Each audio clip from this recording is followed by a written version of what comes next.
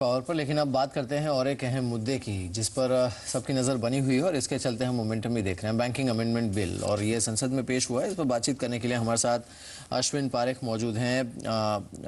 उनसे बात करते हैं। Ashwin, morning to you. शुक्रिया इस बातचीत में शामिल होने के लिए।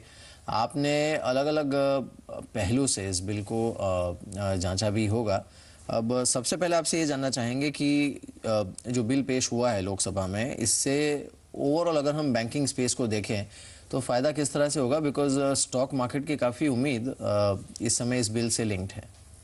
देखिए, दो तीन चीज़ें ज़रूरी है। एक सबसे पहला मुद्दा ये है कि जहाँ तक बैंकिंग इंडस्ट्री का सवाल है, बैंकिंग इंडस्ट्री को कैपिटल की बड़ी आवश्यकता है। अब वो कैपिटल आएगा कहाँ से?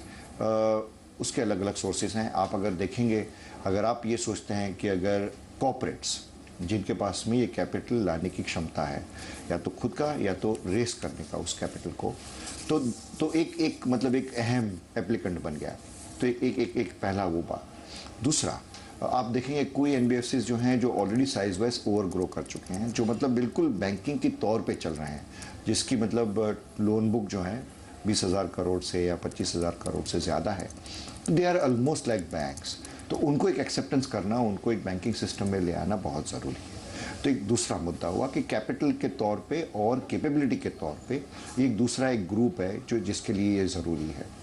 अब चूंकि ये पॉलिसीज़ हमारे ओरिजिनल पॉलिसी से थोड़ा सा हट के होगी। अगर हम कॉर्पोरेट्स में जाते हैं तो जिस वजह से हम लोगों ने बैंकिंग को नेशनलाइज किया, जैसे गवर्नेंस का प्रश्न वहाँ पे उस टाइम पे मतलब एक बड़ा प्रश्न जो पूरे कंट्री के सामने, इकोनॉमी के सामने जो आया हुआ था, तो उसको रिजॉल्व करने के लिए हमने बैंकिंग सिस्टम को नेशनलाइज कर दिया। अगर उसको वापस दोबारा रिपीट नहीं करना है, जैसे गवर्नेंस के मुद्दे को अच्छी तरह से लेना है, तो ये ज़रूरी बन जाता है कि आरबीआई के पास में रेगुलेशंस फ्रेम करने के लिए गवर्नेंस रिलेटेड, बोर्ड रिलेटेड जितने भी मुद्दे हैं, उसमें एम्पावरमेंट होना बैंकिंग के लिए बहुत ज़रूरी है।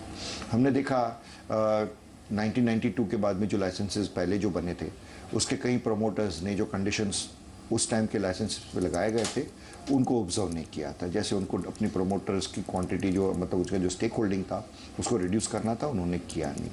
तो एक ये पहला मुद्दा बन गया। 2005-2006 के बाद में बैंक ऑफ राजस्थान वगैरह और 2-3 बैंकों का जो हमने केस सामने देखा, उसमें इन बैंक्स कंटिन्यूस आरबीआई को चैलेंज करती रही।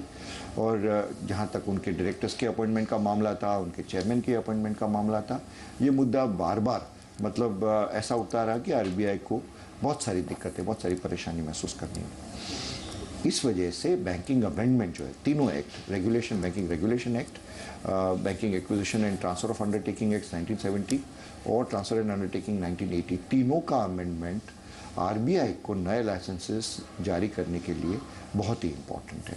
तो ये सबसे पहली बात हो गई। मुद्दा इसलिए बहुत महत्वपूर्ण है चूँकि स्टैंडिंग कमेटी ने इसके ऊपर कोई एडवर्स नोट नहीं दिया है। मतलब आरबीआई को एम्पावर करने के लिए स्टैंडिंग कमेटी ने कोई भी मतलब ऐसा ऑब्जर्वेशन नहीं किया है, एक मुद्दे को छोड़ के, जहाँ वोटिंग राइट्स के ऊपर उन्होंने रेकमेंड किया था कि वो स्टेक होल्डर के प्रोपोर्शन के हिसाब से नहीं, पर एक 26% के कैप के साथ में 10 के सामने वो ले आए, जो कैबिनेट कमेटी ने एक्सेप्ट किया है। तो मेरे हिसाब से मुद्दा ज़्यादा बहस मांगता भी नहीं शायद, क्योंकि स्टैंडिंग कमेटी ने इसको अच्छी तरह से देखा हुआ है, कोई एडवर्स उसके ऊपर मतलब कोई रिकमेंडेशन नहीं दिया गया है, तो पार्लियामेंट शायद इसको अच्छी तरह से क्लियर कर सकता है। अश्विन, सरकारी बैंकों में वोटिंग राइट्स को लेकर के जो प्रावधान हो रहे हैं, उनसे आपको कितना फायदा दिख रहा है? इस समय तो हालत यह है कि सरकार जो चाहती है बोर्ड से करवा लेती है, क्योंकि उसका दबदबा रहता है। क्या वोटिंग राइट्स के नियमों में बदलाव से थोड़ा सा बोर्ड ज़्यादा डेमोक्रेटाइज होगा और सरकार के लिए जो कभी विनिवेश पर वो अपनी मनमानी कर लेती है, या सरकारी बैंकों को एक तरह से आदेश दे दिया जाता है कि आपको हिस्सा लेना है, या फिर कभी अचानक कर्ज माफ़ी हो जाती है, तो इन सब को लेकर के थोड़ा सा नियंत्रण, थोड़ा सा वित्तीय अनुशासन बनेगा?